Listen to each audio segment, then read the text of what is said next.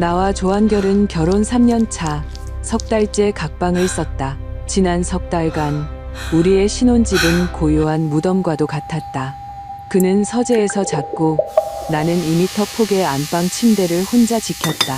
아침 저녁으로 나누는 의례적인 인사말과 시부모님 앞에서 다정한 부부 연기를 하는 시간을 제외하면 우리 사이의 대화는 거의 제로에 가까웠다.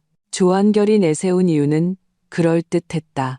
회사 상장을 앞두고 자금 조달을 책임지는 부사장으로서 스트레스가 심해 신경쇠약에 걸렸다는 것이다.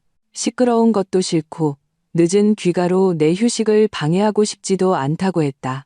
화학공학 석사 학위를 가진 고등교육을 받은 이성적인 여성으로서 나는 처음에는 그 말을 믿었다. 그의 다크서클도 날이 갈수록 굽해지는 머리숱도 거짓이 아니었으니까. 심지어 나는 내 전공을 살려 그의 숙면을 돕는 아로마 오일을 직접 블렌딩해주고 매일같이 몸에 좋은 보양식을 만들어주기까지 했다.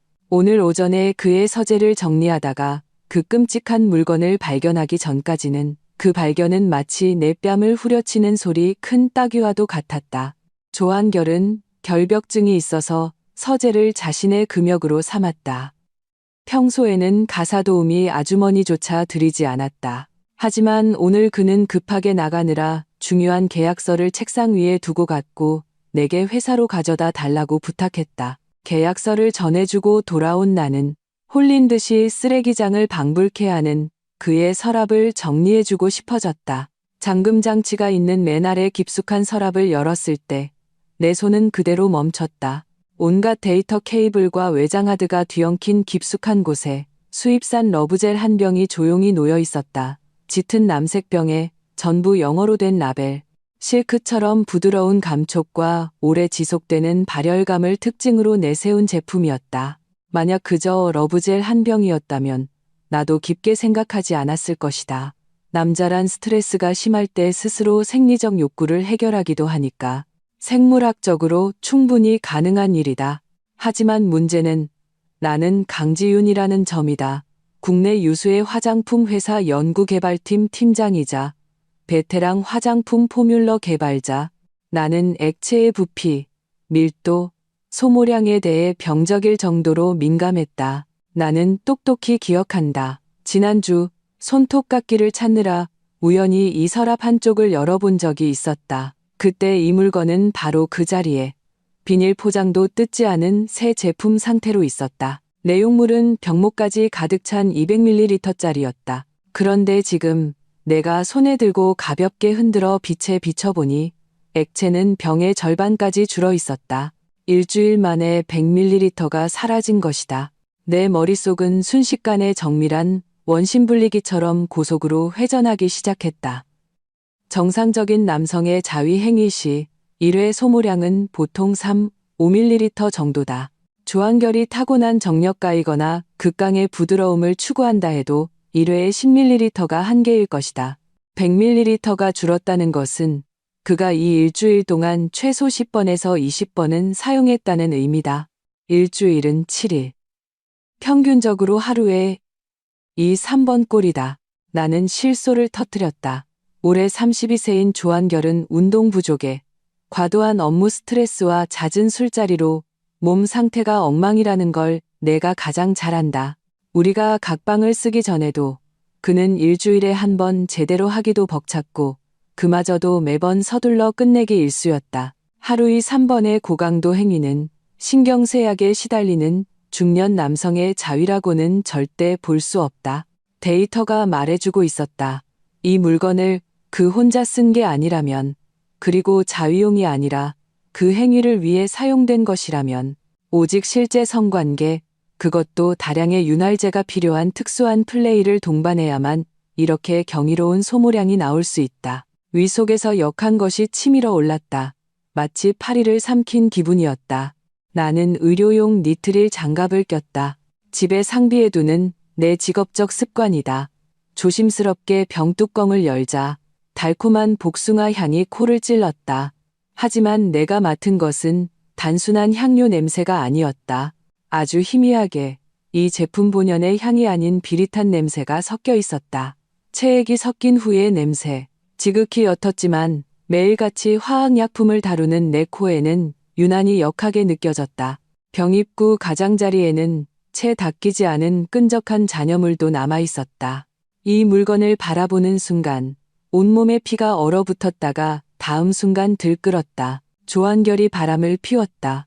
이 결론에 도달하자 지난 석 달간의 모든 정황들이 퍼즐 조각처럼 빠르게 맞춰졌다. 그는 집에 오면 늘 가장 먼저 샤워를 했고 유난히 오래 했다. 바디워시는 눈에 띄게 빨리 줄었다. 그의 핸드폰은 몸에서 떨어지는 법이 없었고 샤워할 때도 욕실에 가져가 음악을 틀었다. 그가 말하던 야근은 종종 밤 9시, 10시가 되어서야 끝났지만 그는 피곤해 보이기보다는 오히려 무언가를 분출한 뒤에 흥분 상태거나 현자 타임의 냉소적인 모습을 보였다.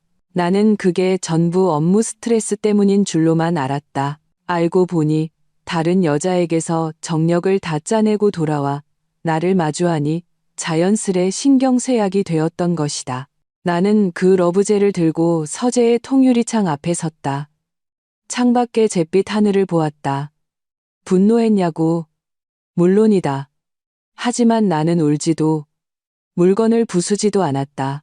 오랜 실험실 생활은 나에게 극도로 안정적인 감정 통제 능력을 길러주었다.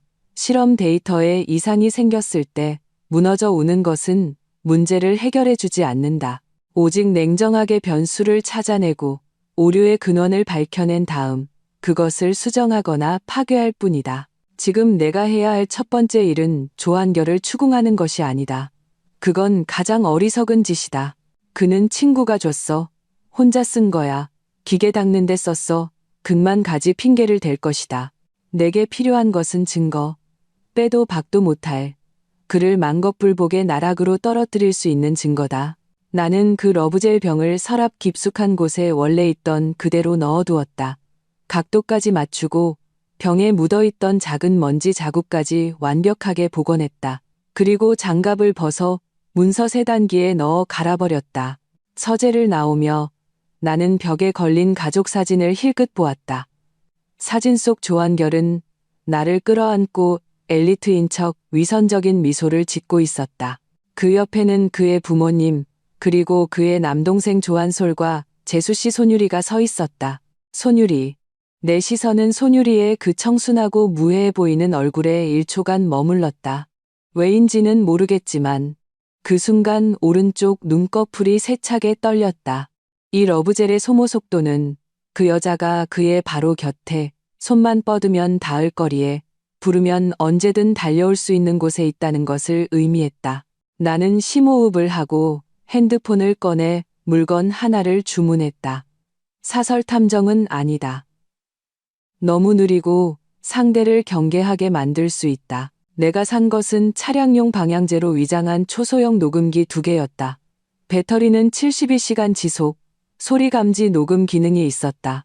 조한결, 내가 그렇게 스릴 넘치는 걸 좋아한다면 내가 더 큰 판을 벌여줄게. 이틀 동안 나는 아무 일도 없는 사람처럼 행동했다. 밤에 조한결이 돌아오면 여전히 가사도우미 아주머니에게 현관등을 켜두게 했고 그가 목이 뻐근하다고 투덜댈 때는 다정하게 주물러주기까지 했다. 하지만 나는 그가 내 손길을 피하며 몸을 움츠리는 것을 똑똑히 느낄 수 있었다. 이전에는 피곤해서 그런 줄 알았지만 이제는 그것이 역겨움 혹은 죄책감 때문이라는 것을 안다. 여보, 당신 정말 최고야. 그는 내 손을 잡고 건성으로 토닥였다. 이것만 끝나면 우리 유럽 여행 가자. 좋아요. 나는 온화하고 현숙하게 웃었지만 눈빛은 얼음장처럼 차가웠다. 몸 챙겨가면서 해요. 너무 무리하지 말고. 응, 자야겠다. 피곤해 죽겠네. 그는 도망치듯 서재로 들어가 문을 잠갔다. 철컥하는 경쾌한 잠금 쇠소리를 들으며 내 얼굴의 미소는 순식간에 사라졌다. 그 녹음기는 오늘 아침 그가 출근하기 전에 내가 그의 차 조수석 시트 틈새에 감쪽같이 숨겨두었다. 다른 하나는 서재 책상 밑에 붙여놓았다. 기다림은 길고 잔인한 능지처참과도 같았다. 나는 회사 실험실에서 기계적으로 유화 테스트를 반복하면서도 머릿속으로는 계속 카운트다운을 하고 있었다. 셋째 날 오후 조한결에게서 저녁에 회식이 있어 식사하러 오지 못한다는 메시지가 왔다. 기회가 왔다. 나는 그의 소위 회식이라는 것이 보통 2~3시간이면 끝난다는 것을 알고 있었다. 밤 10시 그의 차가 정확히 지하 주차장으로 들어섰다. 나는 베란다에 서서 그가 차 안에서 좋게 10분은 앉아 있다가 내리는 것을 지켜보았다. 그 10분 동안 뭘 했을까? 채팅 기록을 지웠을까? 아니면 옷매무새를 정리했을까? 그가 집으로 들어와 샤워를 하는 동안 나는 비상 열쇠를 들고 지하 주차장으로 내려갔다. 녹음기를 회수하는 과정은 순조로웠다. 내 작업실로 돌아와 헤드폰을 끼고 컴퓨터에 연결했다. 파형이 뛰기 시작했다. 앞부분은 대부분 지루한 도로 소음과 부하 직원과의 통화 내용뿐이었다. 진행 발을 오늘 오후 3시로 옮겼을 때 차 문이 열리는 소리가 들렸다. 그리고 곧이어 한 여자의 목소리가 들렸다. 오빠, 천천히요. 다른 사람한테 들키겠어요. 그 목소리가 나오는 순간 물컵을 들고 있던 내 손이 세차게 떨렸다. 뜨거운 물이 손등에 쏟아졌지만 나는 전혀 느끼지 못했다. 너무나 익숙한 목소리였다. 달콤하고 애교 섞인 의도적으로 아양을 떠는 듯한 그 목소리. 손유리, 나의 재수씨, 조한결의 친동생, 조한솔의 아내. 평소에 나를 보면 형수님, 형수님 하며 피부 관리 비법을 물어보던 그 순진무구한 얼굴의 여자. 나는 위장이 뒤틀리는 것을 억지로 참으며 계속 들었다. 걱정 마. 조한솔 그 등신은 지방으로 물건 떼러 갔고 그 아줌마는 회사에서 야근 중일걸. 조한결의 목소리는 내가 한 번도 들어본 적 없는 경박함과 느끼함으로 가득했다. 보고 싶었어? 보고 싶어 죽는 줄 알았어요. 오빠. 오빠한테서 좋은 향기 난다. 형수님이 빨래해 준 건가? 그 여자 얘길 뭐 하러 꺼내. 재수 없게. 맨날 실험만 해대서 몸에서 화학약품 냄새나 나는 여자랑 당신이 같아? 이어서 옷이 스치는 소리와 역겨운 키스 소리가 들려왔다.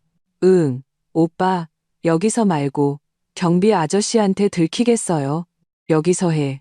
차에서 하는 게 더 짜릿하잖아. 그 후 30분 동안은 차마 귀로 들을 수 없는 소리들이 이어졌다. 나 혼자 있는 방이었고 내가 성인 여성이었음에도 불구하고 생리적인 극도의 불쾌감이 밀려왔다. 나는 화장실로 달려가 변기를 붙잡고 5분 동안 헛구역질을 했다. 쓸개즙까지 토해낼 것 같았다. 근친상간. 이 두 글자가 녹슨 쇠갈고리처럼 내 목을 후벼 팠다. 만약 밖에서 만나는 여자였다면 나는 분노하고 역겨워하며 망설임 없이 이혼하고 재산을 나눴을 것이다. 하지만 이건 재수씨다. 조한솔의 아내라고.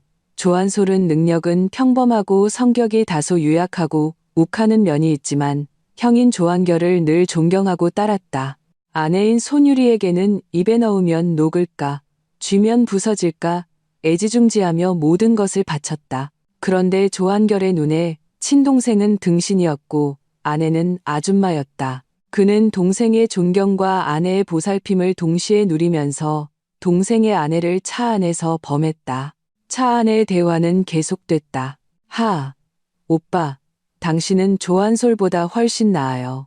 그 사람은 3분이면 끝나요. 시작도 하기 전에 끝나버리니 재미가 하나도 없어요. 손유리가 가쁘게 숨을 몰아쉬며 말했다. 당연하지. 내가 누군데. 조한결이 의기양양하게 말했다. 참, 그 젤 거의 다 썼지? 저번에 너희 집에서 썼던 거. 네, 거의요. 오빠 또 사다 줘요. 그 발열감 있는 거 좋던데. 서재에 반병 남았어. 다음엔 호텔 갈 때 가져가서 쓰자. 집에 있는 그 여자, 요즘 내 서랍을 뒤지는 것 같아서 조심해야 돼. 에이, 그 공부벌레가 뭘 알겠어요. 봤다고 해도 오빠 혼자 쓴 줄 알겠죠. 호호호. 헤드폰 너머로 손유리의 은쟁반 구르는 듯한 웃음소리가 들려왔다. 내 귀에는 지옥에서 온 조롱처럼 들렸다. 공부벌레가 뭘 모른다고? 나는 헤드폰을 벗었다. 거울 속에 비친 창백한 얼굴 위로 늑대처럼 날카롭게 변해가는 눈빛의 여자를 보았다. 너희들, 정말 내가 실험만 할 줄 아는 공부벌레인 줄 알았어? 나는 강지윤. 대한민국 최고의 화장품 포뮬러 개발자다.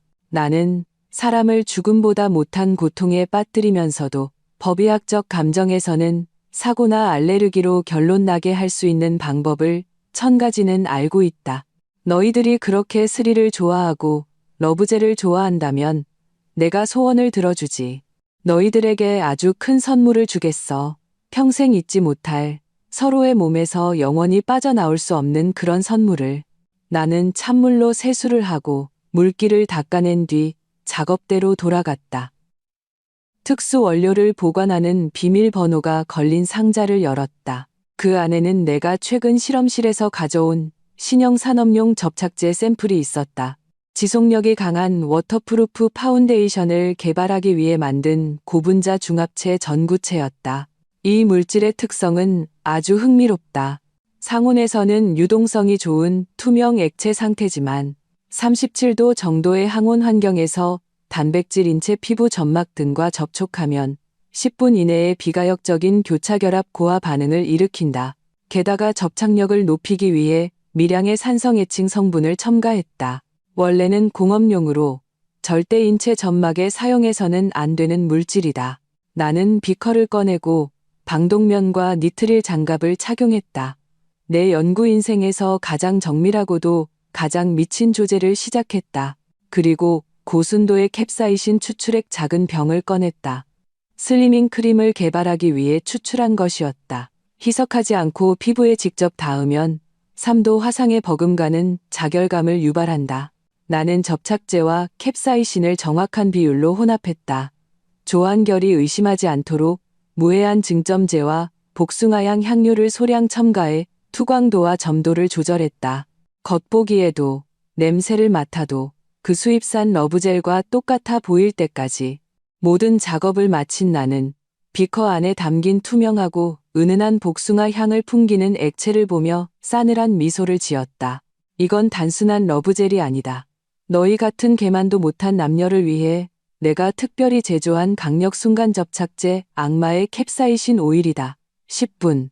너희가 시작하고 딱 10분만 지나면 이 물건은 너희 몸 안에서 시멘트처럼 굳어 너희를 하나로 용접해버릴 것이다. 동시에 캡사이신이 지옥 같은 자결감을 선사하겠지.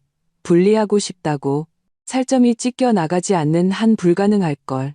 이것이 바로 배신의 대가다. 금요일 저녁 식사 시간. 조한결이 예상대로 입을 열었다.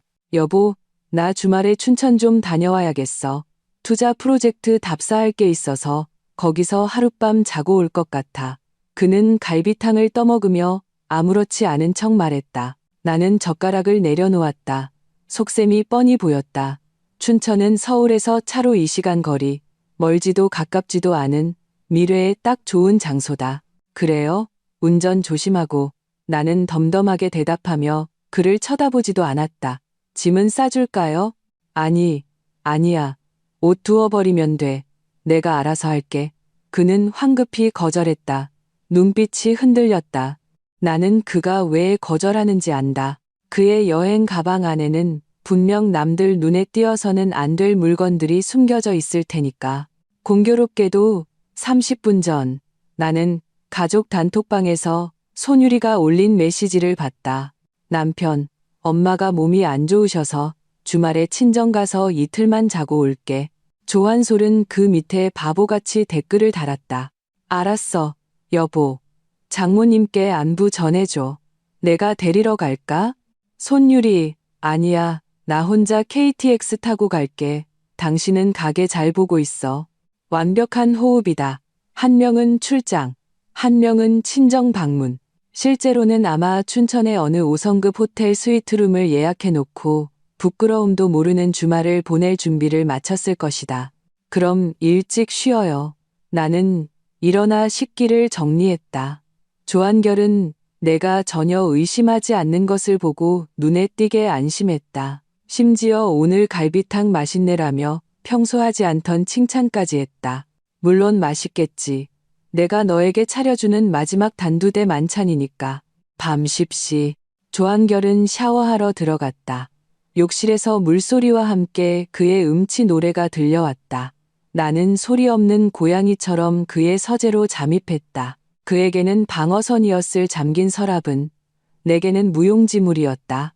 비상 열쇠는 진작에 복사해 두었으니까 서랍을 열자 그 짙은 남색의 러브젤 병이 여전히 그 자리에 있었다. 나는 미리 준비해둔 내가 특별 제조한 액체가 담긴 주사기를 꺼냈다.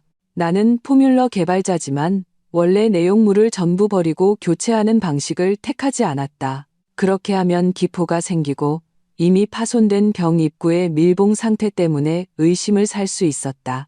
나는 더 정교한 방법을 선택했다. 먼저 빈 주사기로 병에서 약 50ml의 원래 액체를 뽑아냈다. 그리고 내가 조제한 50ml의 특제 액체를 주입했다. 나는 섞지 않았다. 이것은 위험한 수이자 절묘한 수였다. 미세한 밀도 차이를 이용해 내가 조제한 액체가 병 아래쪽에 가라앉도록 했다.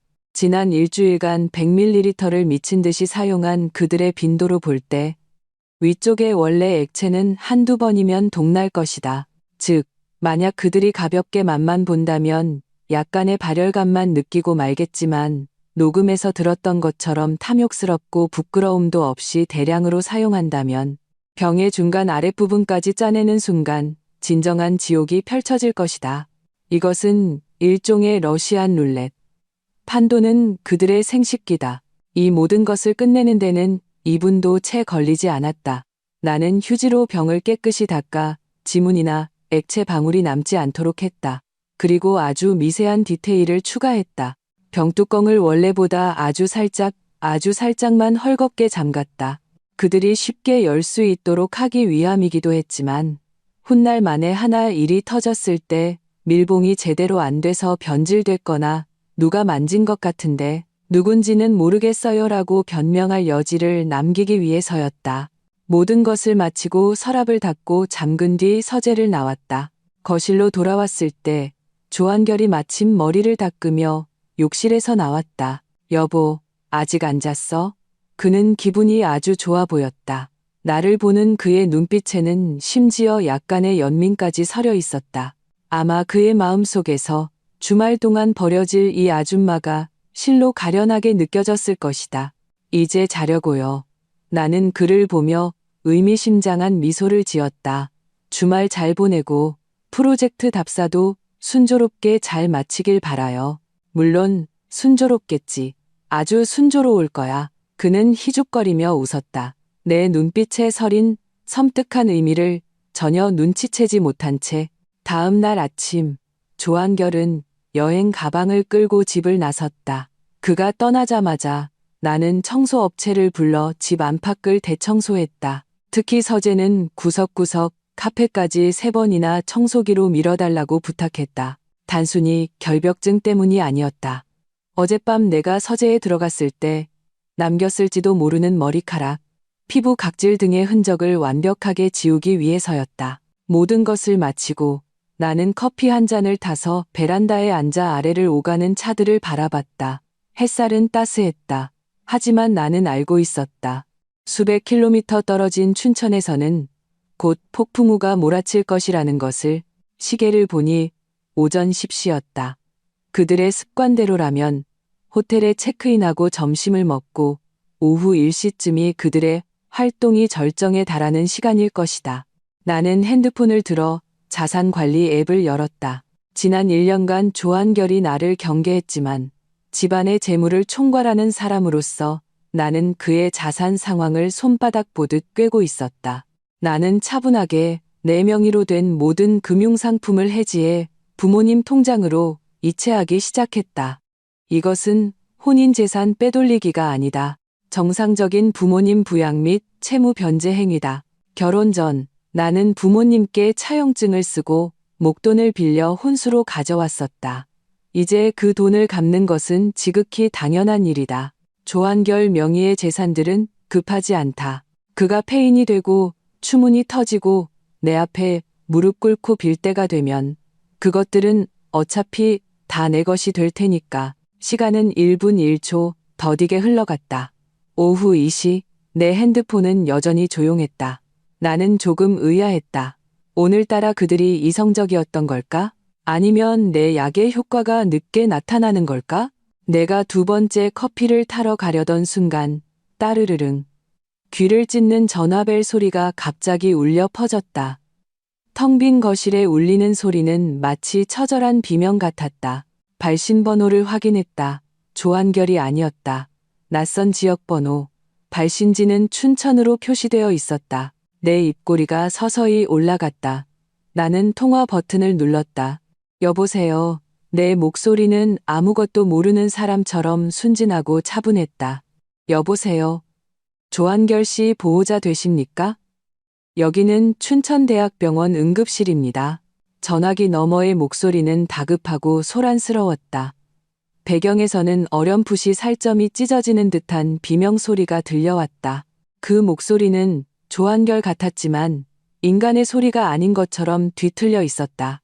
네, 아내인데요. 무슨 일이죠?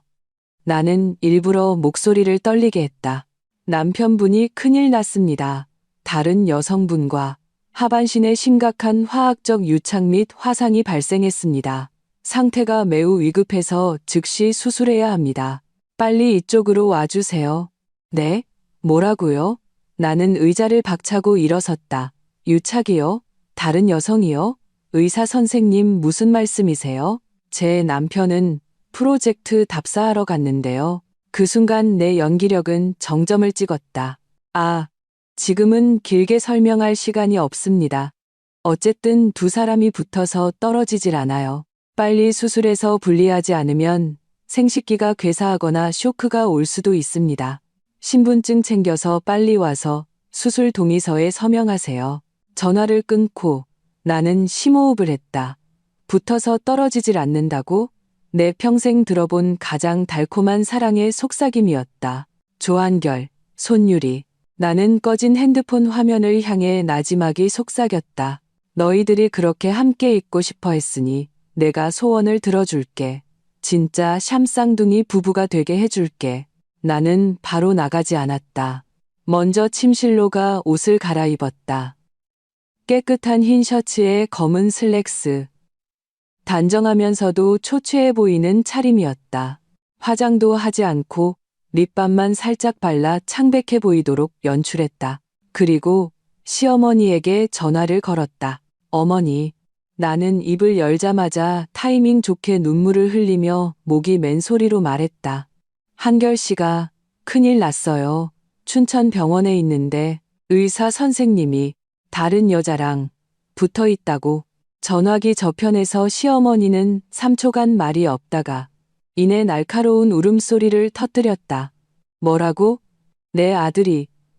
아이고, 내 아들아. 나는 전화를 끊고 눈물을 닦았다. 자동차 키를 챙겼다. 이제 쇼가 시작될 시간이다. 춘천으로 가는 고속도로 위에서 나는 차를 안정적으로 몰았다.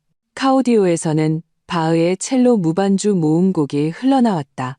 낮고 장엄한 선율이 마치 어떤 성스러운 의식의 배경음악 같았다. 내 핸드폰은 계속해서 울렸다. 시어머니, 시아버지, 그리고 시동생 조한솔에게서 온 전화였다.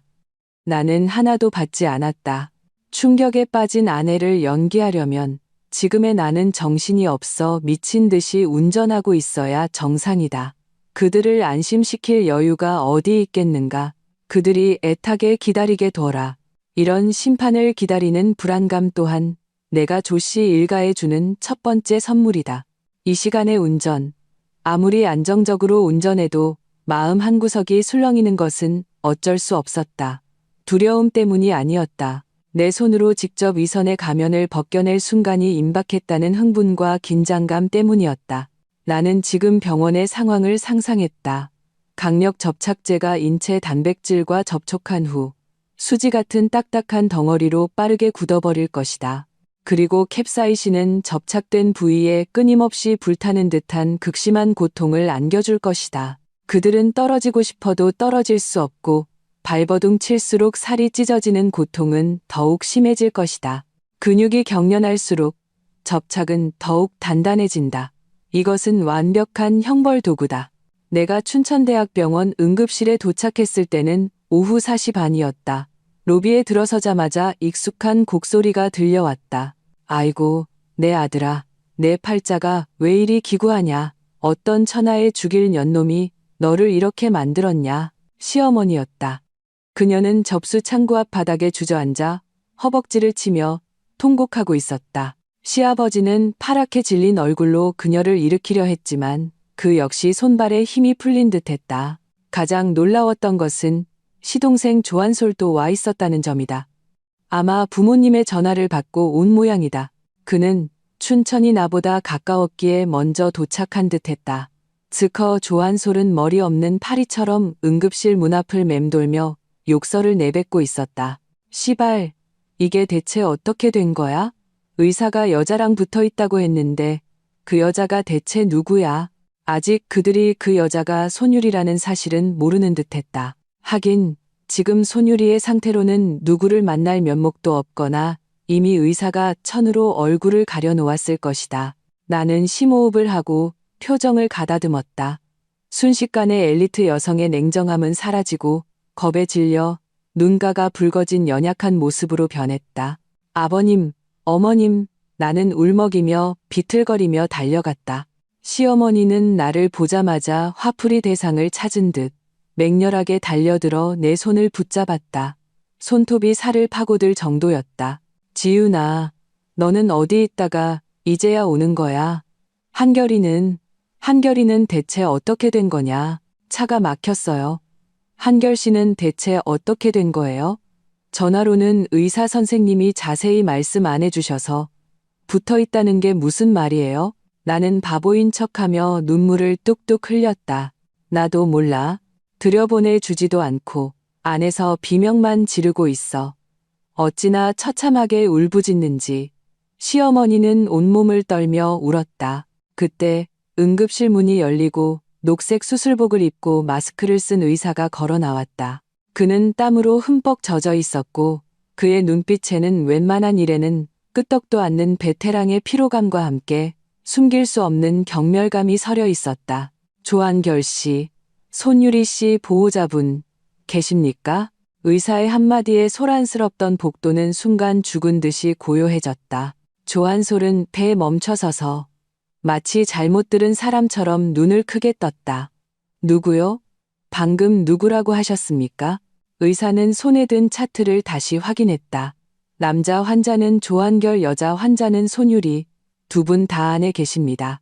상태가 매우 위급해서 즉시 분리 수술을 해야 합니다. 그러지 않으면 조직이 괴사해서 절단해야 할 수도 있습니다. 보호자분은 빨리 서명해 주십시오. 손유리. 조한솔의 목소리는 마치 누가 목을 조르는 것처럼 날카롭고 뒤틀려 있었다. 불가능해요. 유리는 친정에 갔어요. 어떻게 여기에 안에 있을 수가. 시아버지와 시어머니도 멍하니 입을 벌린 채 한동안 말을 잇지 못했다. 의사 선생님, 혹시 착오가 있으신 거 아니에요? 나는 떨리는 목소리로 물었다. 이런 황당한 사실을 믿을 수 없는 아내의 모습을 완벽하게 연기했다. 착오라니요. 환자들 의식은 또렷해서 본인들이 직접 이름이랑 주민등록번호 다 말했습니다. 의사는 짜증이 난 듯 소리쳤다. 도대체 서명하실 겁니까? 안 하실 겁니까? 안 하시면 책임 못 집니다. 그때 응급실 안에서 날카로운 비명이 터져 나왔다. 아, 아파 죽겠어. 살려주세요. 손유리의 목소리였다. 뒤이어 조한결의 분노에 찬 고함이 들려왔다. 입 닥쳐. 함부로 움직이지 마. 내 거 끊어 놓을 셈이야?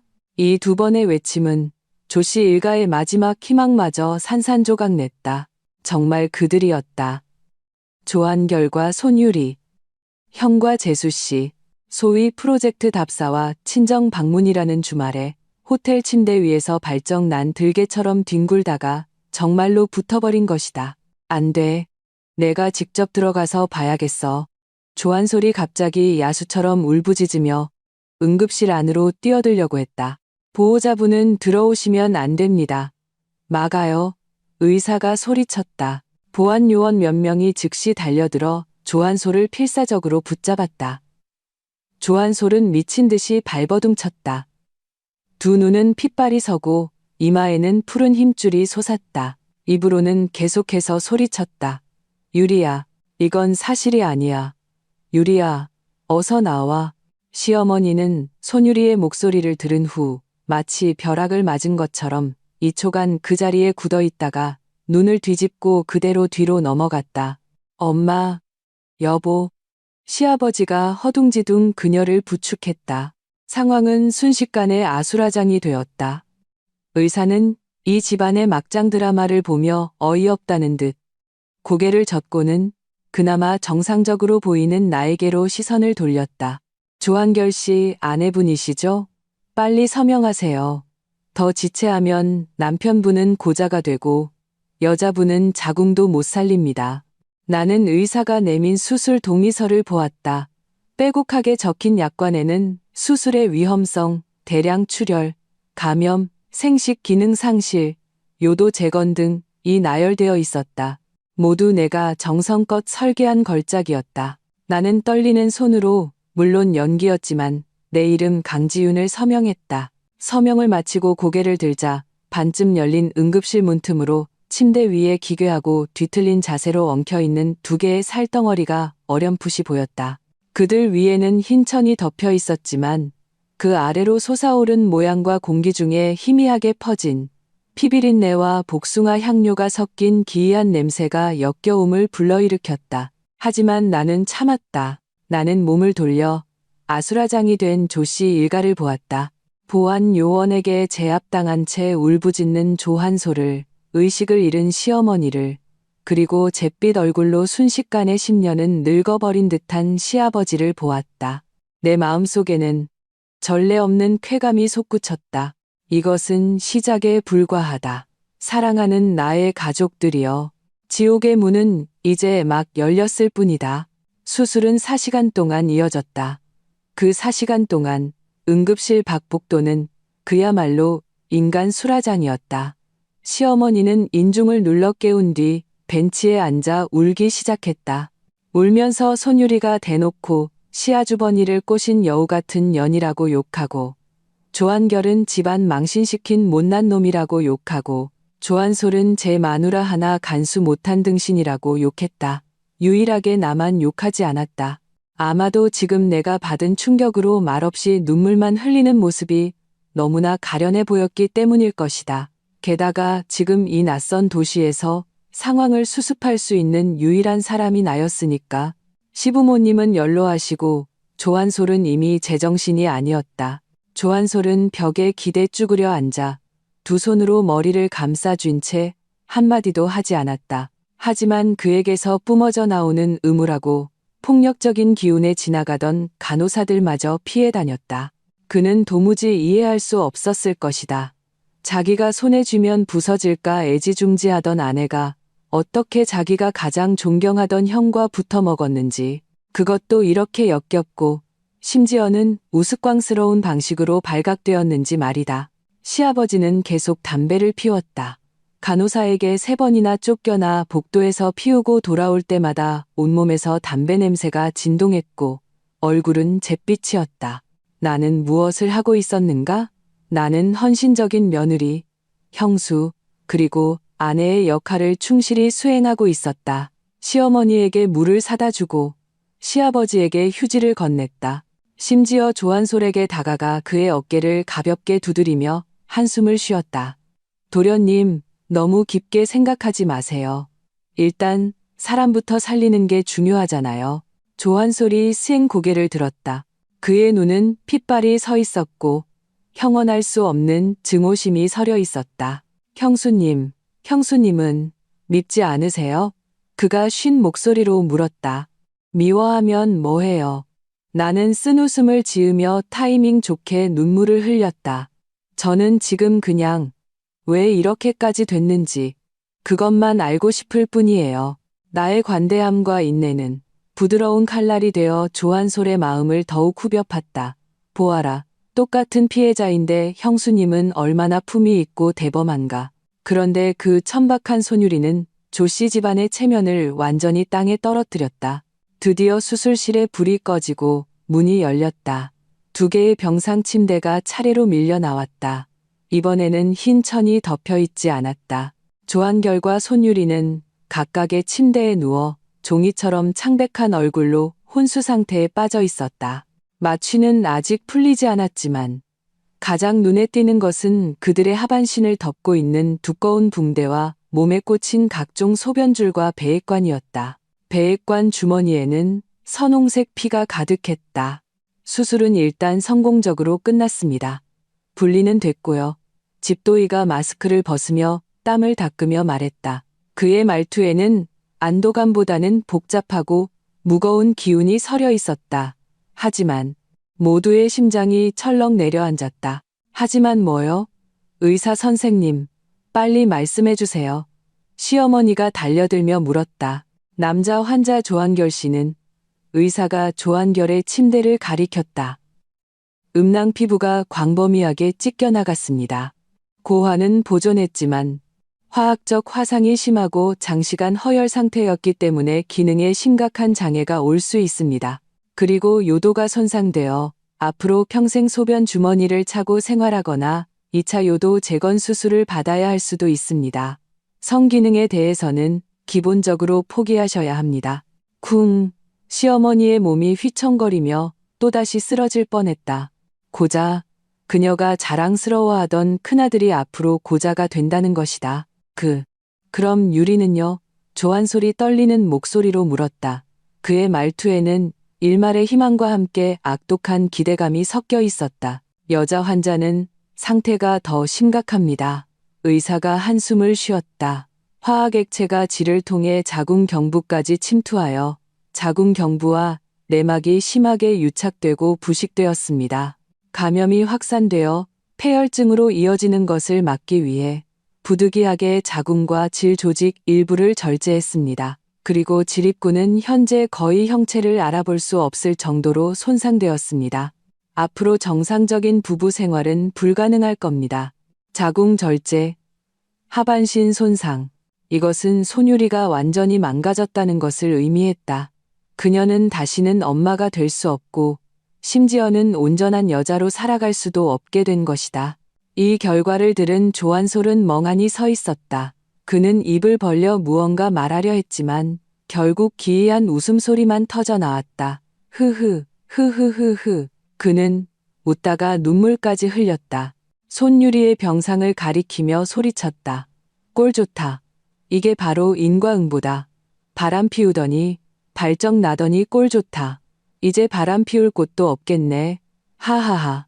그의 웃음소리는 텅 빈 복도에 섬뜩하게 울려 퍼졌다. 주위의 환자와 보호자들이 고개를 내밀고 구경하며 수군거렸다. 어머, 저 집 무슨 일이야? 듣자 하니 근친상간이래. 형이랑 재수씨가 붙어먹다가 몸이 붙어서 떨어지질 않아서 수술했대. 세상에 그런 막장 드라마가 어떻게 붙은 거래? 무슨 강력 접착제를 러브젤인 줄 알고 썼다나 봐. 소문은 바이러스처럼 빠르게 퍼져나갔다. 조씨 집안의 체면은 이 순간 완전히 찢겨나가 진흙탕에 처박혔다. 시아버지는 주위의 수군거림을 들으며 늙은 얼굴이 돼지간처럼 검붉게 변했다. 평생 체면을 중시하며 살아온 그가 이제 남들의 웃음거리가 된 것이다. 입 닥쳐. 다들 입 닥쳐. 시아버지가 조한솔을 향해 소리치며 뺨을 후려쳤다. 아직도 집안 망신이 부족하냐. 조한솔은 뺨을 맞고 멍해져 얼굴을 감싸쥔 채 바닥에 주저앉아 엉엉 울기 시작했다. 나는 이 모든 것을 차가운 눈으로 지켜봤다. 이것이 바로 내가 원하던 효과다. 육체의 고통은 시작에 불과하다. 존엄의 파괴야말로 가장 길고 잔인한 고통이다. 그때 제복을 입은 몇몇 사람들이 다가왔다. 조한결 씨, 손유리 씨 보호자분 되십니까? 경찰이었다. 나는 심장이 살짝 내려앉았지만 이내 평정을 되찾았다. 올 것이 온 것이다. 제가 조한결 씨 아내입니다. 나는 주동적으로 다가가며 떳떳하고 순진한 눈빛으로 물었다. 경찰관님 무슨 일이시죠? 팀장으로 보이는 40대 경찰이 날카로운 눈빛으로 각기 다른 표정의 우리 가족들을 훑어보았다. 병원 측으로부터 두 환자가 고의적인 독극물 투입 또는 상해를 입은 것으로 의심된다는 신고를 받았습니다. 현장 잔류물 검사 결과 고농도의 화학 성분이 검출되었습니다. 이 사건에 대해 정식으로 수사를 진행해야겠습니다. 경찰이 차분하게 말했다. 그리고 몇 가지 확인할 사항이 있습니다. 독극물 투입이라고요? 시어머니가 소리쳤다. 누가 독극물을 넣었단 말입니까? 누가 내 아들을 해쳤어요? 경찰은 시어머니를 무시하고 나를 뚫어지게 쳐다봤다. 강지윤 씨 되십니까? 화학 관련 업계에 종사하신다고 들었습니다만 그 순간 조한소를 포함한 모든 사람의 시선이 내게로 쏠렸다. 그의 충혈된 눈에 갑자기 한 줄기 의심의 빛이 스쳐 지나갔다. 나는 경찰에 신문하는 듯한 눈빛을 피하지 않고 마주했다. 네, 제가 화학 포뮬러 개발자입니다. 나는 고개를 끄덕이며 차분하게 말했다. 그런데 경찰관님, 설마 제가 전공자라는 이유만으로 남편이 바람 피우다 다쳤는데 그게 꼭 제가 한 짓이라고 생각하시는 건가요? 나의 반문은 연약했지만 가시가 돋쳐 있었다. 경찰은 미간을 살짝 찌푸렸다. 그런 뜻은 아닙니다. 그저 통상적인 절차에 따른 질문입니다. 두 사람을 다치게 한 액체의 출처를 알고 계십니까? 모릅니다. 나는 고개를 저으며 다시 눈물을 글썽였다. 저희는 석 달째 각방을 썼어요. 저는 남편 가방에 손댄 적도 없습니다. 그리고 그건 그들이 바람 피우다 쓴 물건인데 제가 어떻게 알겠어요? 나는 바람 피우다라는 단어에 힘을 주어 말했다. 이것이 나의 방패다. 그 액체가 아무리 의심스러워도 논리적으로 본처가 남편의 외도를 위해 도구를 제공할 리가 없다. 미치지 않고서야.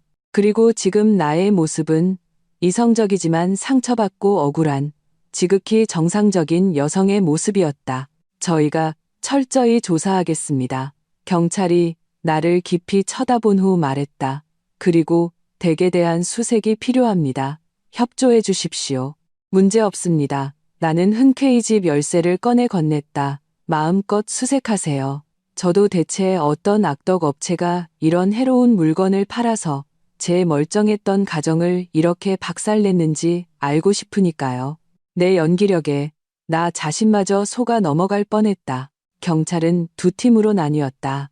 한 팀은 병원에 남아 조한결과 손유리가 깨어나길 기다렸고 다른 한 팀은 내 열쇠를 들고 우리 집으로 갔다. 나는 수색에 대해 전혀 걱정하지 않았다.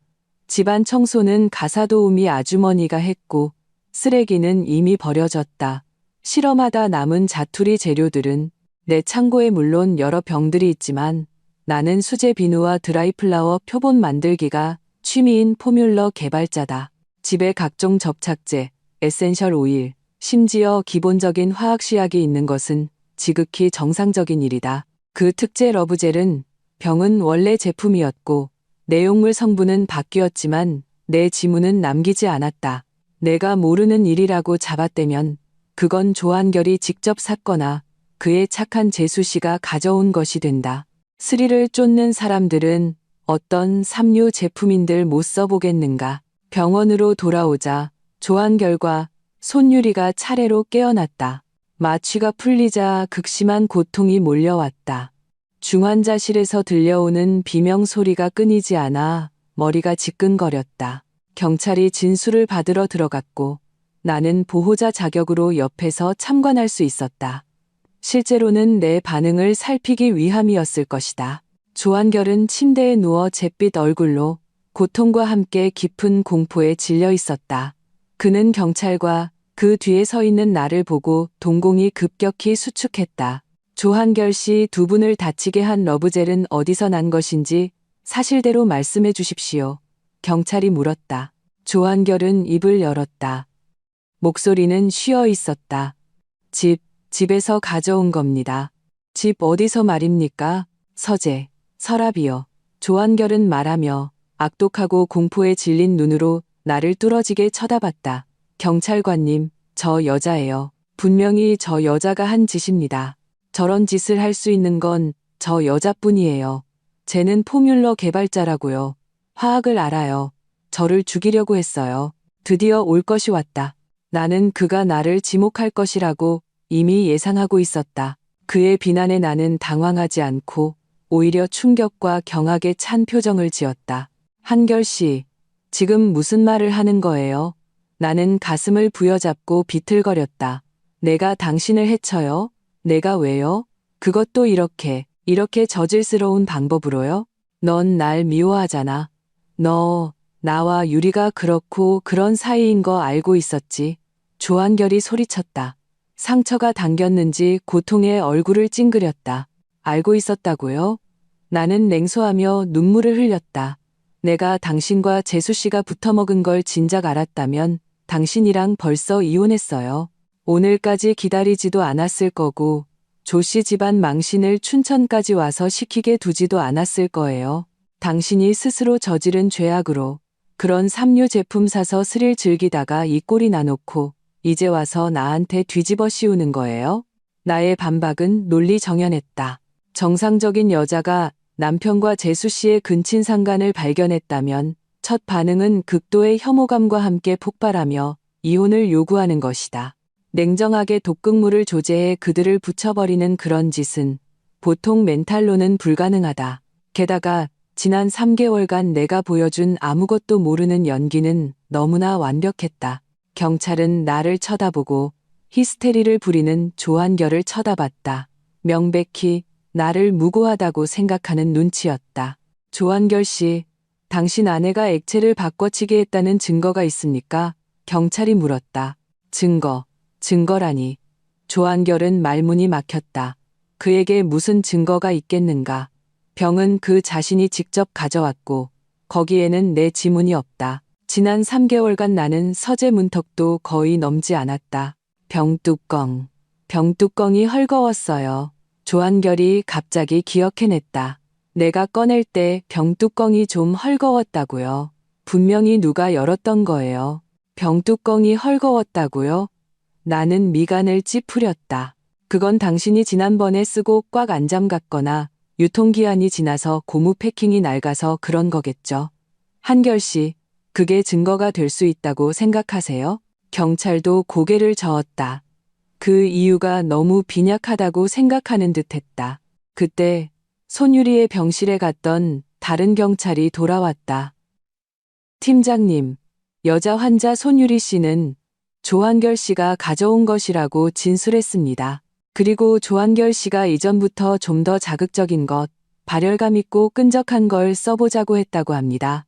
손유리 씨는 조한결 씨가 쾌감을 위해 일부러 특수 제작된 제품을 사온 것 같다고 의심하고 있습니다. 좋아, 개싸움이 시작됐다. 나는 웃음이 터져 나올 뻔했다. 손유리는 책임을 회피하고 자신을 유혹에 넘어간 피해자로 포장하기 위해 망설임 없이 모든 책임을 조한결에게 떠넘겼다. 그녀의 진술 속에서 조한결은 변태, 통제광, 극도의 자극을 추구하는 미치광이가 되었다. 아니야. 그 미친년이 거짓말하는 거야. 걔가 날 꼬셨다고. 조한결은 손유리의 진술을 듣고 침대에서 벌떡 일어날 뻔했다. 그럴 수만 있었다면 말이다. 됐습니다. 경찰이 그들의 싸움을 제지했다. 잔류물은 국과수로 보내 정밀 분석을 의뢰하고 두 분의 구매 기록도 조사할 겁니다. 명확한 증거가 나오기 전까지는 함부로 타인을 무고하지 마십시오. 경찰이 떠나고 병실에는 나와 조한결만 남았다. 분위기는 순식간에 얼음장처럼 차갑고 기이해졌다. 나는 침대 옆으로 다가가 한때는 세상을 다 가진 듯 굴었지만 이제는 온몸에 관을 꽂고 누워있는 이 남자를 내려다봤다. 한결 씨, 아파요? 나는 다정하게 안부를 묻는 듯이 나지막이 물었다. 조한결은 악마를 보는 듯한 눈으로 나를 공포에 질려 쳐다봤다. 그는 그제야 깨달았다. 눈앞에 이 여자는 더 이상 그가 알던 순종적인 아내가 아니라는 것을. 너였구나. 정말 너였어. 그가 떨리는 목소리로 말했다. 강지윤, 너 정말 독하다. 나는 몸을 숙여 그의 귓가에 우리 둘만 들을 수 있는 목소리로 속삭였다. 독하다고? 너희 같은 개만도 못한 남녀가 저지른 짓에 비하면 난 아직 멀었지. 그 젤, 쓸만했어? 내가 널 위해 특별히 조제한 작별 선물이야. 마음에 들어? 조한결의 눈이 커지고 동공이 격렬하게 흔들렸다. 그는 소리치고 싶었을 것이다. 경찰을 다시 부르고 싶었을 것이다. 하지만 내가 이어서 뱉은 말은 그의 모든 소리를 목구멍 속으로 삼키게 만들었다. 마음껏 소리쳐봐. 네가 소리치기만 하면 내가 지난 몇 년간 네가 횡령하고 탈세한 증거들, 그리고 내 비밀 계좌 자료까지 전부 경찰에 넘겨줄 테니까. 아, 맞다. 너랑 손유리의 더 화끈한 동영상도 백업해뒀어. 감방 가고 싶어, 조 부사장님? 조한결은 순식간에 침대 위에서 흐물흐물한 진흙처럼 무너져 내렸다. 그는 내가 정말 그 증거들을 가지고 있다는 것을 알고 있었다. 지난 몇 년간 내가 회사 일에 관여하지 않았지만 어쨌든 집안의 재물을 관리한 것은 나였다. 그리고 나는 그보다 훨씬 치밀했다. 너, 뭘 원하는데? 그가 절망적으로 물었다. 간단해. 나는 몸을 일으켜 다시 냉정한 표정을 지었다. 입 닥치고 이건 그냥 사고였다고 인정해. 그리고 우리 이혼 합의서에 대해 제대로 얘기 좀 해야겠지. 재산 분할 포기. 알지? 경찰의 수색은 효율적이었다. 다음 날 오전에 결과가 병원으로 통보되었다. 이 사건을 담당하는 왕 팀장이 다시 나를 찾아왔다. 이번에는 병원 복도 끝 조용한 구석에서였다. 그의 표정은 다소 심각했고 손에는 검사 보고서를 들고 있었다. 강지윤 씨. 댁 창고에서 다량의 화학 원료와 도구들을 발견했습니다. 왕 팀장은 단도직입적으로 말하며 칼날처럼 날카로운 눈빛으로 나를 쏘아봤다. 그 중에는 고순도의 캡사이신 추출액과 아직 시중에 유통되지 않은 신형 산업용 접착제 전구체도 포함되어 있었습니다. 내 심장이 살짝 빠르게 뛰었지만 겉으로는 오해받은 전문직 여성의 당당하고 억울한 표정을 유지했다. 왕 팀장님, 저는 포뮬러 개발자이자 수공예 애호가입니다. 나는 가방에서 핸드폰을 꺼내 앨범을 열었다. 이건 제가 만든 수제 에센셜, 오일 비누, 드라이 플라워 표본, 그리고 제가 개발 중인 신형 자외선 차단제, 샘플들입니다. 이런 것들을 만들려면 그런 원료들을 쓰는 게 당연하죠. 캡사이신은 슬리밍 크림을 만들기 위해 추출한 거고, 접착제는 표본을 고정하기 위해 쓴 겁니다. 왕 팀장은 내가 보여주는 사진들을 보며 내 말의 진위를 가늠하는 듯 미간을 찌푸렸다. 하지만 그가 화제를 바꾸며 보고서를 내 앞에 내밀었다. 조한결 씨와 손유리 씨를 다치게 한 그 러브젤의 성분과 댁 창고에서 발견된 원료들의 성분이 99.9% 일치하는 것으로 확인됐습니다. 공기가 순간 응고됐다. 이것은 치명적인 증거였다. 제대로 해명하지 못하면 나는 제일 용의자가 될 터였다. 나는 심호흡을 하고 마치 모든 것을 깨달았다는 듯 극도로 충격받은 표정을 지었다. 일치한다고요? 그럼 그렇지. 나는 심지어 약간 흥분한 듯 허벅지를 탁 쳤다. 어쩐지 요즘 제 물건들이 자꾸 없어지더라니. 그 인간이 가져다 쓴 거였군요. 왕 팀장이 의아한 듯 물었다. 무슨 말씀이시죠? 왕 팀장님, 모르셔서 그러는데 조한결 그 사람 좀 변태 기질이 있어요. 나는 목소리를 낮추고 차마 입에 담기 부끄럽다는 듯한 표정을 지었다. 평소에도 인터넷에서 이상한 영상 같은 거 보면서 무슨 극강의 자극 같은 걸 추구했어요. 예전에도 저한테 그 화학시약들로 성적인 쾌감을 높일 수 없냐고 물어봤다가 저한테 된통 욕을 먹은 적도 있고요. 나는 미리 구상해둔 시나리오를 펼치기 시작했다. 한 보름 전쯤이었나 창고가 뒤져진 흔적을 발견했어요. 표본 만드는 데 쓰는 접착제 병이랑 캡사이신 병 위치가 바뀌어 있었죠. 그때 조한결한테 물었더니 공구 찾느라 그랬다고 해서 그냥 넘어갔어요. 나는 입을 막고 눈물이 터져 나왔다. 목소리가 떨렸다. 세상에, 설마 그 사람이 자극을 위해서 제 원료들을 몰래 가져다가 그걸 조제했다는 말인가요? 미쳤나 봐. 그건 공업용이란 말이에요. 이 해명은 다소 황당하게 들릴 수 있지만 근친상간이라는 더 큰 황당한 전제하에서는 오히려 논리적으로 맞아떨어졌다. 재수 씨까지 범하는 윤리관념이 없는 남자가 감각적 자극을 위해 아내의 전문 원료를 몰래 훔쳐 얌의 흥분제를 만드는 것. 그의 막무가내 캐릭터와도 아주 잘 어울리지 않는가. 왕 팀장은 침묵했다. 이 해명은 분명 논리적 허점을 메워주었다. 그리고 가장 결정적인 것은 그 러브젤 병에 내 지문이 없다는 점이었다. 창고에는 물론 내 지문이 있지만 그건 내가 사용하는 공간이니까 당연한 것이다. 만약 조한결이 몰래 들어가 가져갔다면, 그가 장갑을 꼈거나 사용 후 닦아냈다면 내가 발견하기 어렵다. 아니면 또 다른 가능성도 있어요. 나는 눈물을 닦으며 두 번째 연막탄을 던졌다. 손유리일 수도 있어요. 그애 예전에 우리 집에 자주 놀러와서 제 작업실 물건들에 관심이 많았거든요. 만약 그 둘이 공모했다면, 이렇게 물을 흐려놓으면 용의자가 나 하나가 아닌 이상, 그리고 조한결이 자업자득했거나 손유리가 가담했을 가능성이 존재하는 이상, 경찰은 내가 독극물을 투입하는 것을 찍은 CCTV나 병에 묻은 지문 같은 직접적인 증거가 없는 한 나를 기소하기 어렵다. 왕 팀장은 나를 쳐다봤다. 눈빛은 여전히 날카로웠지만 처음의 확신은 사라져 있었다. 강지윤 씨, 멘탈이 상당히 강하시군요. 그가 의미심장하게 말했다. 왕 팀장님, 누구라도 이런 역겨운 일을 겪으면 멘탈이 강해질 수밖에 없어요. 나는 쓴웃음을 지었다. 그렇지 않으면 벌써 미쳤겠죠. 저는 지금 진실을 밝히고 이혼해서 제 딸아이와 함께 이 집안에서 벗어나고 싶을 뿐입니다. 왕 팀장은 보고서를 챙겼다. 계속 조사하겠습니다. 그리고 최근에는 핸드폰 항상 켜두시고 언제든 소환에 응해 주십시오. 알겠습니다. 왕 팀장이 떠나는 뒷모습을 보며 내 손바닥은 땀으로 흥건했다. 일단 한 고비는 넘겼다. 하지만 진짜 위기는 아직 남아있다는 것을 안다. 조한결이 깨어난 후 경찰이 그를 자업자득으로 의심한다는 사실을 알게 되면 분명 미친 듯이 나를 물고 늘어질 것이다. 나는 그가 입을 열기 전에 그의 입을 완전히 틀어막아야만 한다. 병동으로 돌아오자 분위기는 아까보다 더욱 무겁게 가라앉아 있었다. 조한솔은 복도 구석에 쭈그려 앉아 불도 붙이지 않은 담배를 손에 쥐고 있었다. 언제 터질지 모르는 화라산 같았다. 시아버지는 의사와 실랑이를 벌이고 있었다.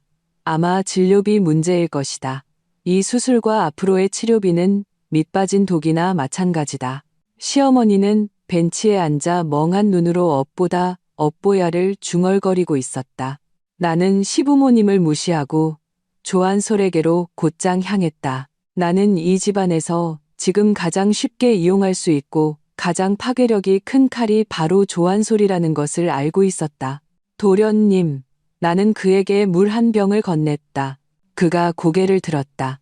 눈은 충혈되어 있었고 덥수룩한 수염이 그를 노숙자처럼 보이게 했다. 형수님, 그는 물을 받으며 쉰 목소리로 말했다. 유리가 왜 저한테 그랬을까요? 제가 걔한테 못해준 게 뭐 있다고 제 심장까지 다 파줬는데, 남자가 가장 연약하고 자존심에 가장 큰 상처를 입었을 때다. 나는 그의 옆에 앉아 한숨을 쉬었다. 도련님 탓이 아니에요.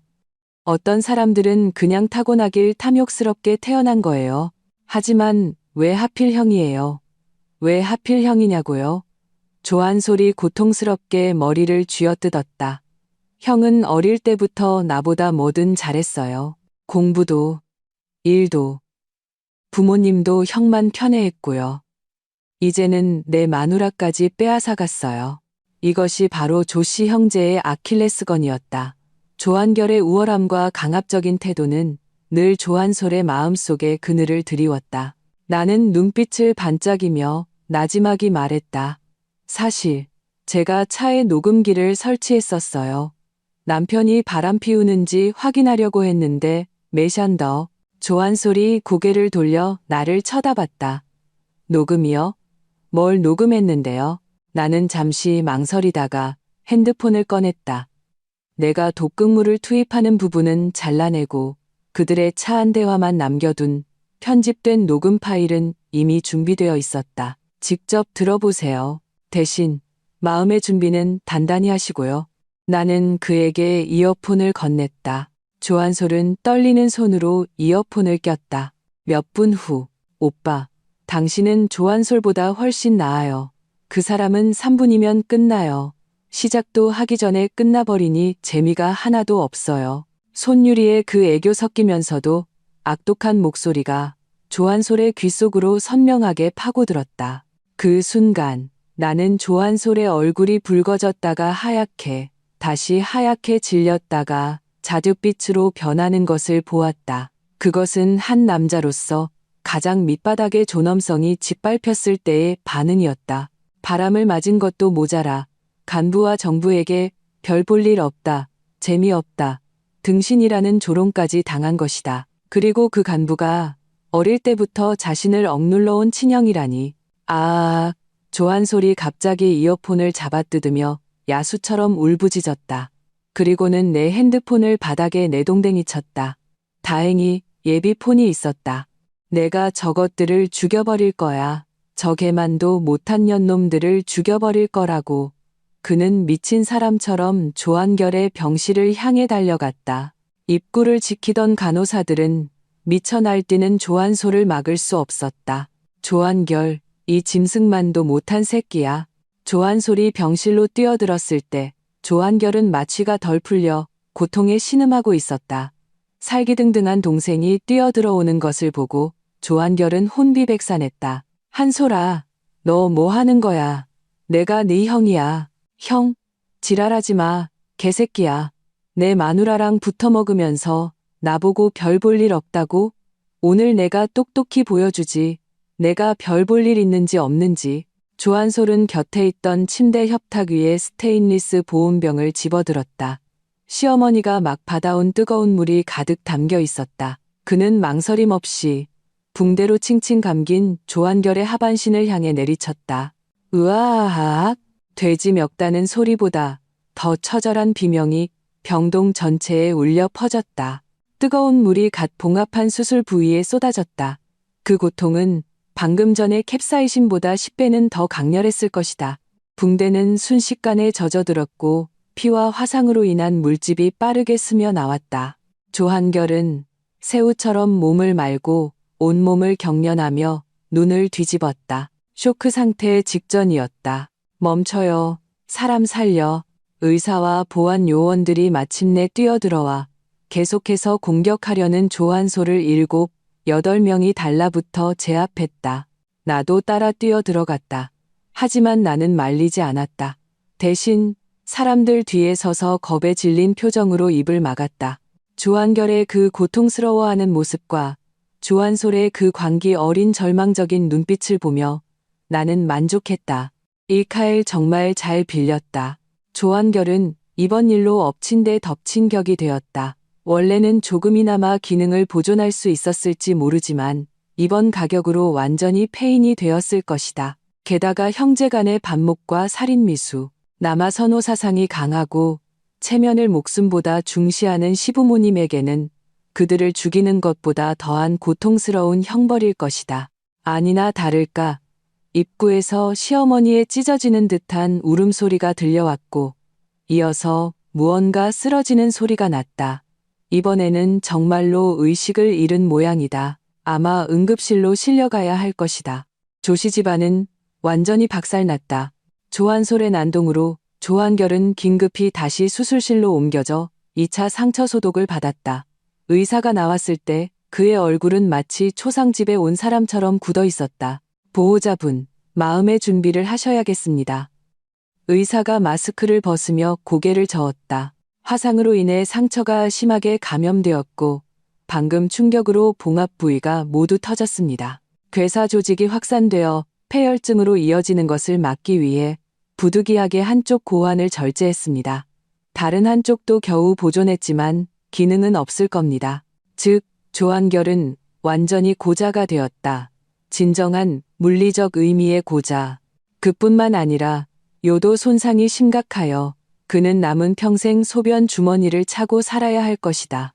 그가 한때 자랑스러워하며 온갖 곳에 씨를 뿌리고 다니던 범행 도구는 이제 그의 몸에서 가장 역겹고 거추장스러운 썩은 살덩어리가 되었다. 한편 손유리 쪽 상황도 좋지 않았다.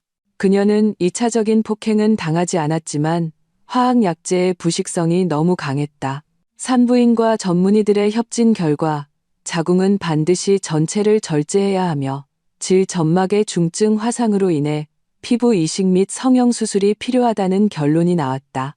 설령 치료가 잘 된다 해도 심각한 흉터와 위축이 남아 그 통로가 거의 폐쇄될 것이라고 했다. 즉, 그녀는 앞으로 아이를 낳을 수 없을 뿐만 아니라 여자로서의 가장 기본적인 자격조차 잃게 된 것이다. 이 소식을 들었을 때 나는 복도 벤치에 앉아 막 출력한 이혼 합의서 초안을 들고 있었다.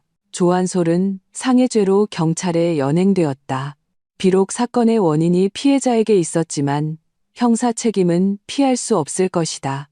몇 년은 징역을 살아야 할 것이다. 시아버지는 중환자실에서 막 깨어난 시어머니를 간호하고 있었다. 온조 씨 집안에서 지금 유일한 생존자이자 의사결정권자는 나뿐이었다. 나는 조한결의 병실 창가로 다가갔다. 그는 이미 수술실에서 나왔고 마취가 아직 풀리지 않아 시체처럼 누워 있었다. 한쪽 고환을 절제해서 그의 가랑이 부분은 움푹 꺼져 보였고 유난히 텅 비고 우스꽝스러워 보였다. 나는 그를 보며 일말의 동정심도 느끼지 않았다. 이것이 대가다. 네가 하반신을 함부로 놀려 가장 가까운 사람들을 해쳤을 때 운명은 너의 죄악의 도구를 거두어 갈 것이다. 그리고 썩어 문드러진 것은 그의 육체뿐만이 아니었다. 그의 명성, 그의 사업, 그의 가정, 모든 것이 하룻밤 사이에 그 괴사한 썩은 살덩어리처럼 악취를 풍기며 무너져 내렸다. 나는 이미 조한결의 회사 동료와 상사들로부터 여러 통의 전화를 받았다. 모두들 무슨 일이냐고 애둘러 물었다. 내가 직접 말하지는 않았지만 근친상간 고자 같은 자극적인 소식은 병원처럼 입 많은 곳에서 숨길 수 없는 법이다. 아마 내일이면 춘천 재계 전체가 조한결의 빛나는 업적을 알게 될 것이다. 그의 부사장 자리는 당연히 날아갈 것이다. 뿐만 아니라 나는 그를 빈털터리로 만들 것이다. 나는 손에 든 이혼 합의서를 보았다. 조건은 가혹했다. 조한결은 재산 분할을 포기하고 내게 거액의 정신적 피해 보상금과 딸의 양육비를 지급한다. 이유는 충분했다. 혼인 중 외도 및 근친상간, 부부 공동 재산 빼돌리기 손유리에게 명품백과 차를 사준 것, 나에 대한 장기간의 정서적 학대, 모든 항목에 대해 철저한 증거가 있었다. 만약 서명하지 않는다면 녹음 파일을 공개해서 사회적으로 매장시키는 것은 물론 중혼죄 혐의로 고발하겠다고 할 것이다. 법적으로 인정받기는 어려울 수 있지만 그를 겁주기에는 충분하다.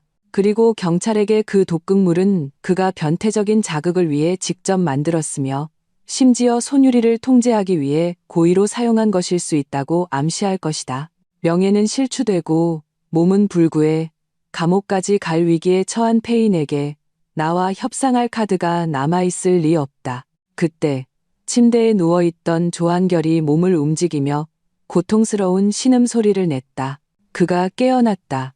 나는 문을 열고 들어가 침대 옆에 서서 그를 내려다봤다. 지금의 그는 과거의 그 엘리트 남성의 오만함은 온데간데 없고 척추가 뽑힌 들개처럼 보였다. 깨어났어요? 내가 덤덤하게 물었다. 그는 힘겹게 눈을 떴다. 나를 보고 그의 눈에 공포가 스쳤다가 이내 깊은 절망이 자리 잡았다. 물. 그가 쉰 목소리로 말했다. 나는 물을 한 잔 따랐다. 하지만 그에게 먹여주지 않고 그의 얼굴 옆 베개에 부어버렸다. 정신 좀 차렸어요, 조 부사장님? 찬물에 놀란 조한결의 눈에 초점이 돌아왔다. 그는 하반신의 텅 빈 느낌과 극심한 고통을 느꼈다. 눈물이 주르륵 흘렀다. 내 거 아직 있어? 그가 떨리는 목소리로 물었다. 하나 없어졌어요. 나는 마치 사과 하나가 없어진 것처럼 태연하게 말했다. 남은 하나도 쓸모없게 됐고요. 축하해요. 이제 하반신 걱정 없이 상반신으로만 일에 집중할 수 있겠네요.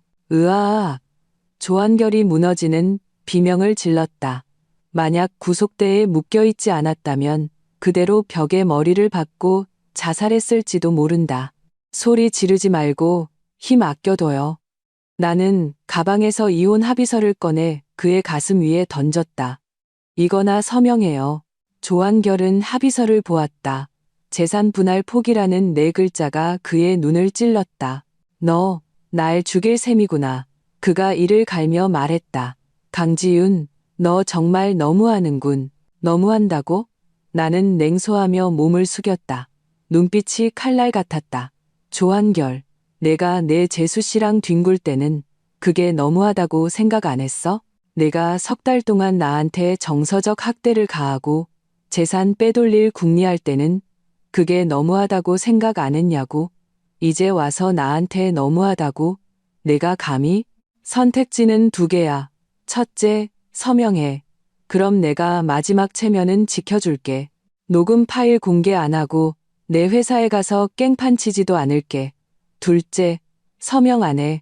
그럼 우리 법정에서 보자. 그때는 내가 너 빈털터리로 만드는 건 물론이고 전 국민의 웃음거리로 만들어줄 거야.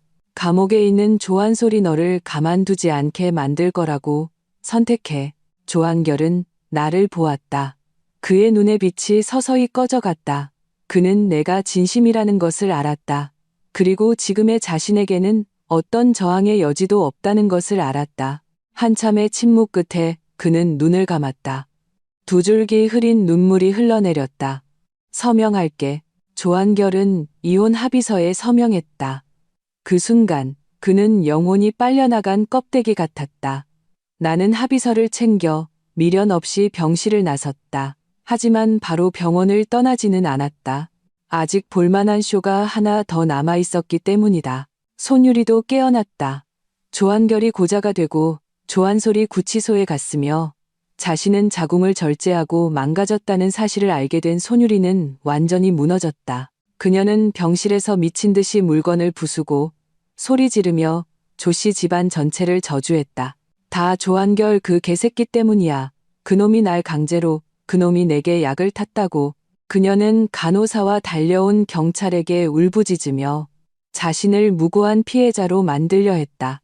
이런 피해자 코스프레는 도덕적으로는 설득력이 없지만 만약 그녀가 강요당했다는 것을 증명할 수 있다면 여론의 비난을 어느 정도 피하고 심지어 조한결에게 손해배상을 청구할 수도 있을 것이다. 이 여자의 생존 본능은 정말 대단했다. 하지만 내가 그걸 그냥 둘 리가. 내 손에는 더 자극적인 증거가 남아 있었다. 나는 손유리의 병실 문 앞으로 갔다. 마침 안에서 그녀가 흑백을 뒤바꾸는 소리가 들려왔다. 경찰관님, 정말이에요. 저는 자의가 아니었어요. 그날 조한결이 큰 고객을 소개해준다면서 저한테 사업을 도와주겠다고 해서 따라갔어요. 그런데 그놈이 술에 약을 탔어요. 그리고 그 접착제로 저를 강제로. 흐엉. 젊은 경찰관은 손유리의 처참한 모습에 마음이 흔들리는 듯했다. 나는 문을 열고 들어갔다. 손유리 씨, 소설을 쓰려거든 좀 논리적으로 써야죠. 나는 차갑게 말했다. 크지 않은 목소리였지만 병실 안의 울음소리는 순간 뚝 그쳤다. 손유리는 나를 보고 귀신이라도 본 듯 이불 속으로 몸을 움츠렸다. 눈빛이 흔들렸다. 형수님, 여긴 어쩐 일로? 내가 안 왔으면 이렇게 흥미진진한 막장 드라마를 어떻게 듣겠어요? 나는 침대 옆으로 다가가 비록 하반신은 망가졌지만 여전히 청초하고 가련해 보이는 얼굴을 내려다봤다. 마음속에는 오직 역겨움 뿐이었다. 나는 핸드폰을 꺼내 녹음 파일의 후반부를 재생했다. 이것은 지금을 위해 특별히 남겨둔 비장의 카드였다. 오빠, 살살. 아, 너무 자극적이야. 조한솔 그 바보는 꿈에도 모르겠지. 유리야, 다음에는 그 새로운 젤 써보자. 인터넷에서 보니까 발열 기능 있는 게 있더라. 좋아요. 좋아. 오빠, 정말 나빠. 녹음 속 목소리는 너무나 선명했다. 그 주도적으로 호응하며 심지어는 도발하는 듯한 말투가 어디가 강요당한 모습이란 말인가. 손유리의 얼굴은 순식간에 잿빛으로 변했다. 젊은 경찰관의 얼굴도 굳어졌다. 그의 눈빛은 동정에서 혐오로 바뀌었다. 이게 당신이 말한 강요인가요? 나는 녹음을 끄고 그녀를 차갑게 쏘아봤다. 손유리 씨, 당신은 염치도 없을 뿐만 아니라 경찰을 바보로 아는군요. 아, 아니에요. 그건. 손유리는 횡설수설하며 변명하려 했지만 어떤 이유도 찾지 못했다. 이 녹음 파일 전부 백업해뒀어요.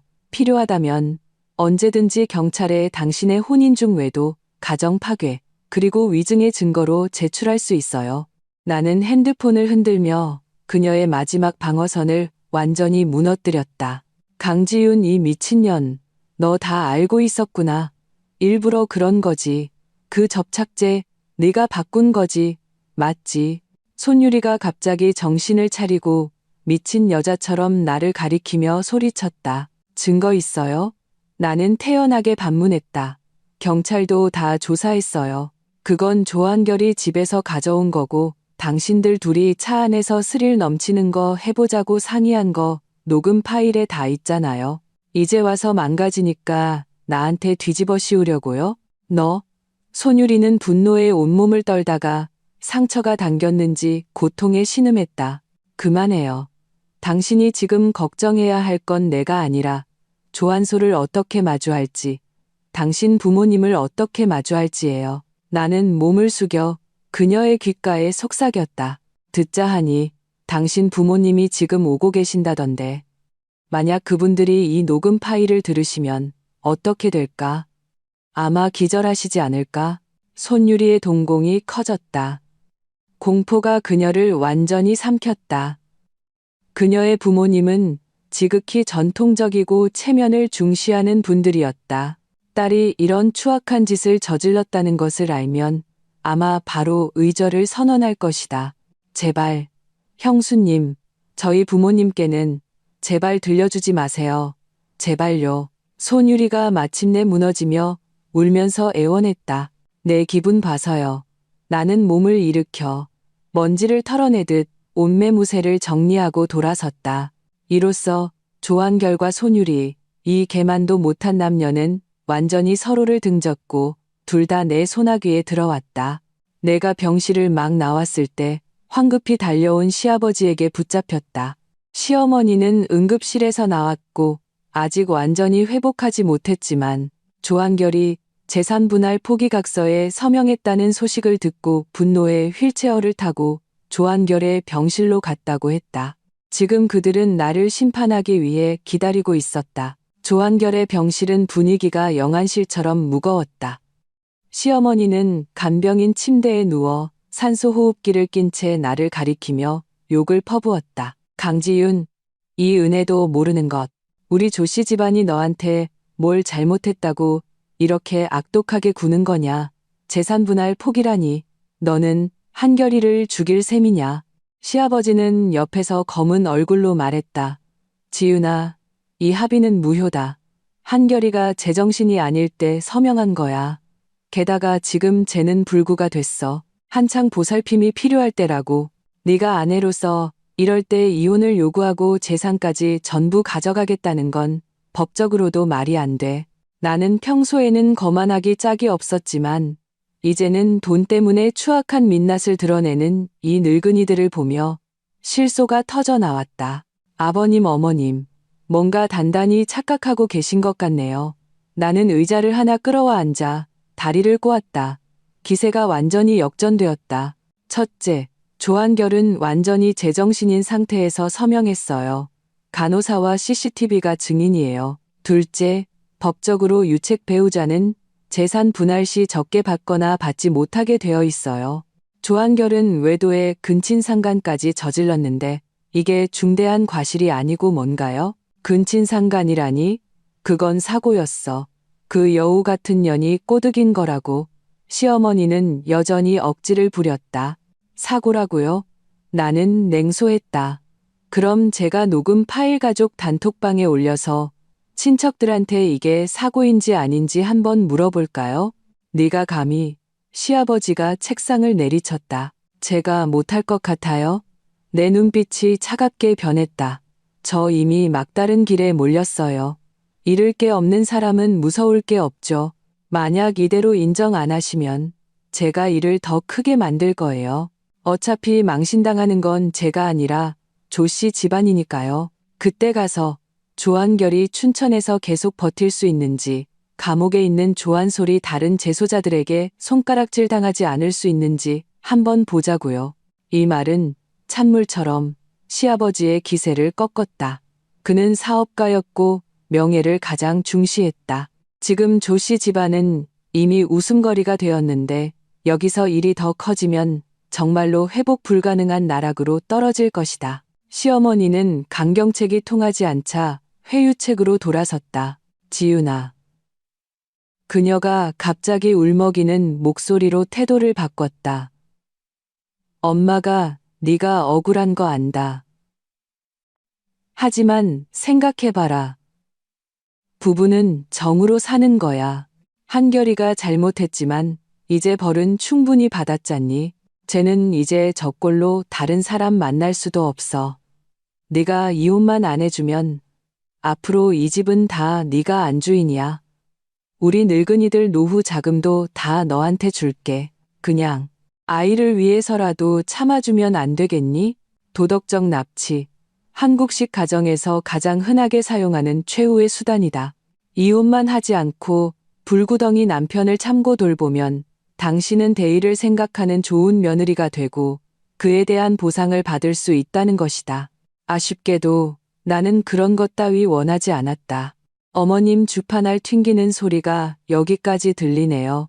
나는 가차없이 그녀의 속셈을 꿰뚫었다.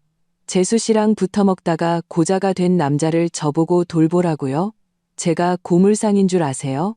그리고 아이를 위해서라고요? 나는 일어서서 그들을 내려다봤다. 바로 아이를 위해서 저는 반드시 이혼해야 합니다. 제 딸을 거짓, 배신, 근친상간으로 가득 찬 가정에서 자라게 할 수 없어요. 평생 고개도 못 들고 다닐 아버지를 갖게 할 수 없다고요. 이 이혼 저는 반드시 할 겁니다. 돈도 제가 다 가질 거고요. 불복하신다면 법정에서 뵙죠. 말을 마치고 나는 시어머니의 통곡과 시아버지의 분노를 뒤로하고 가방을 들고 나섰다. 문 앞에서 나는 갑자기 멈춰서서 한마디 덧붙였다. 아, 맞다. 조한솔이 조한결을 불구로 만들었으니 이 일은 경찰에서 분명히 책임을 물을 겁니다. 작은 아들이 오래 감옥에 있는 걸 원치 않으시면 조한결을 설득해서 합의서를 받아내시는 게 좋을 거예요. 그런데 지금 조한결은 조한솔을 죽이고 싶어 할 텐데 이건 두 분이 알아서 잘 조율해 보세요. 이 폭탄을 던지고 나는 유유히 떠났다. 이제 자기들끼리 싸우게 둬라. 손바닥도 손등도 다 살인데 지금은 두 살덩이가 모두 썩어 문드러졌다. 그들이 어떻게 잘라낼지 볼만할 것이다. 그 후 며칠간 나는 이혼 수속과 자산 이전 처리에 바빴다. 서명된 합의서와 내가 제공한 녹음 파일, 계좌 이체 내역 등 확실한 증거들 덕분에 변호사는 일을 순조롭게 진행했다. 시부모님이 변호사를 고용해 합의를 뒤집으려 했지만 내가 모든 녹음 파일과 조한결의 세무 문제를 공개하겠다고 위협하자 그들은 결국 꼬리를 내렸다. 조씨 집안은 완전히 풍비박산났다. 조한결은 감옥행은 면했지만 모든 재산과 회사 지분을 잃고 부모에게 얹혀 사는 신세가 되었다. 성기능을 상실한 후 그의 성격은 극도로 난폭하고 괴팍해져 집에서 물건을 부수고 사람을 때리는 일이 잦아졌다. 얼마 못 가 가사도우미도 그만두었고 아무도 그를 돌보려 하지 않았다. 시부모님은 연로한 데다 큰 충격을 받아 건강이 급격히 나빠졌고 큰아들의 타락과 작은아들의 수감 조한솔은 결국 3년형을 선고받았다에 매일 눈물로 세월을 보냈다. 한때는 북적였던 조씨 집안의 대저택은 이제 산송장들의 무덤처럼 적막했다. 가장 비참한 것은 손율이었다. 그녀는 퇴원 후 신체적 장애로 인해 일자리도 구하지 못하고 재혼도 불가능해졌다. 친정에서는 집안 망신이라며 문전박대했고 그녀는 어두운 반지하 방에서 얼마 안 되는 돈으로 연명했다. 나중에 조한결을 찾아가 보상을 요구했지만 조한결이 풀어놓은 개에 물려 쫓겨났다고 들었다. 한때 침대 위에서 영원한 사랑을 맹세하며 스릴을 쫓던 두 사람은 이제 서로의 살을 씹어먹고 싶어하는 원수가 되었다. 이것이 인과응보다. 육체의 파괴뿐만 아니라 인간성의 완전한 붕괴, 그리고 이 모든 것 외에 내가 처리해야 할 작은 마무리가 하나 남아 있었다. 바로 그 특제 러브젤의 포뮬러였다. 비록 경찰 수사는 종결되었지만 나는 완벽주의자로서 나를 가리킬 수 있는 모든 증거를 파괴해야만 했다. 나는 퇴사하기 전 마지막 날, 원래 다니던 회사의 실험실에 들렀다. 남은 접착제 전구체는 대용량 폐액 수거통에 부어 다른 화학 폐기물과 섞어버렸고 캡사이신 추출액은 1:0배로 희석해 하수구에 버렸다. 그리고 컴퓨터에 저장된 모든 포뮬러 기록을 삭제하고 실험 노트를 파쇄했다. 모든 것을 마치고 나는 보안경을 벗었다. 텅 빈 실험대를 보았다. 이곳에서 한때 두 가정을 파괴할 수 있는 독극물이 탄생했지만 이제는 사라졌다. 마치 존재한 적 없었던 것처럼 오직 조한결의 텅 빈 가랑이와 손유리에 사라진 자국만이 그것이 한때 이 세상에 존재했었음을 증명하고 있었다. 1년 후 나는 새로 설립한 회사의 통유리창 앞에 서서 화려한 도시의 야경을 내려다보고 있었다. 손에 든 와인잔의 레드와인이 매혹적인 빛을 발하며 흔들렸다. 지난 1년 내 삶은 천지개벽했다. 나의 화장품 브랜드 리본레이, 번 시리즈는 뛰어난 기술력과 독특한 포뮬러로 시장에서 작은 성공을 거두었다. 나도 대기업의 평범한 연구개발 팀장에서 업계에서 주목받는 미녀 CEO가 되었다. 딸아이도 최고의 국제학교로 전학했고 성격도 훨씬 밝아졌다. 더 이상 조씨 집안에서 할아버지, 할머니 눈치를 보던 그 아이가 아니었다.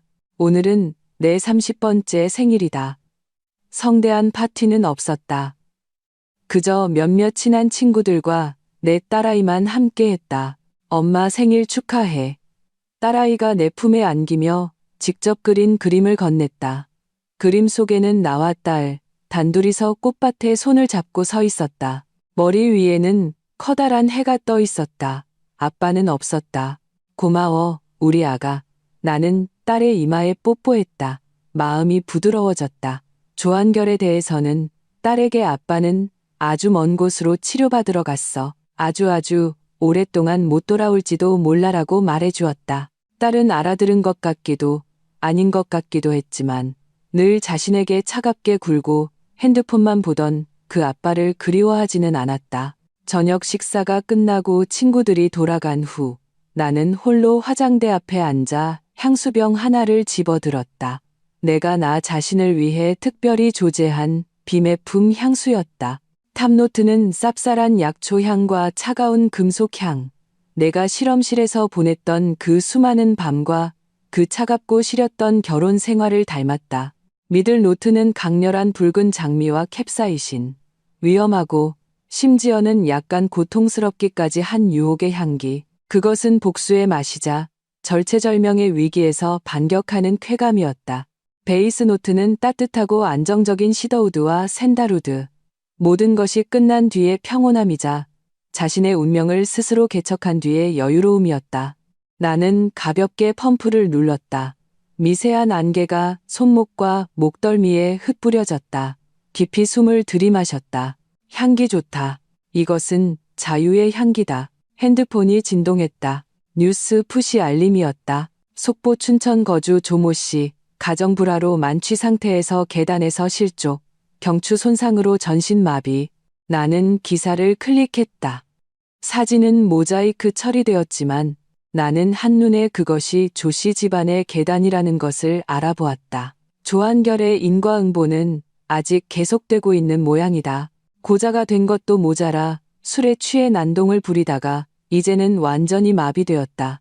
이제 시부모님은 그의 하반신뿐만 아니라 상반신까지 돌봐야 할 것이다. 나는 무표정하게 뉴스를 닫고 핸드폰을 껐다. 이 모든 것은 이제 나와 아무런 관련이 없다. 나는 일어나 베란다로 나가 밤바람을 맞으며 두 팔을 벌렸다. 한때 깊은 밤에 울고 정서적 학대 속에서 자책하고 배신에 절망했던 강지윤은 거짓으로 가득 찼던 어제 죽었다. 지금의 나는 강지윤 2이다. 돈, 외모, 아이, 그리고 커리어까지 다 가졌다. 남자는 그저 삶의 조미료일 뿐 필수품이 아니다. 만약 다시 만난다면 나는 실험하듯 정확하게 성분을 분석하고 불순물을 제거하며 유효 성분만 남길 것이다. 만약 그것도 안 된다면 그대로 폐액통에 버리면 그만이다. 밤은 부드럽고 별빛은 찬란했다. 나는 와인잔을 들어 이 광활한 밤하늘을 향해 나지막이 말했다. 과거에 얽매이지 않고 미래에 구속되지 않기를